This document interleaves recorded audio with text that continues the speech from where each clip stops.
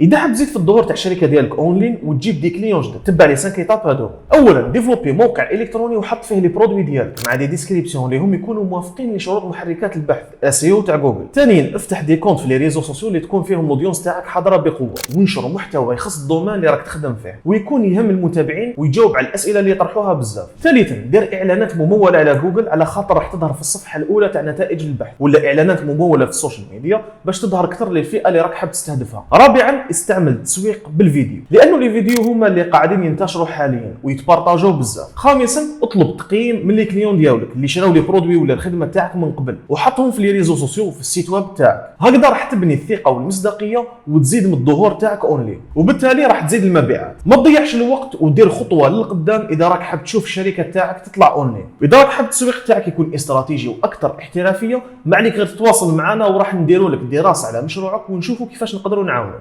سلام.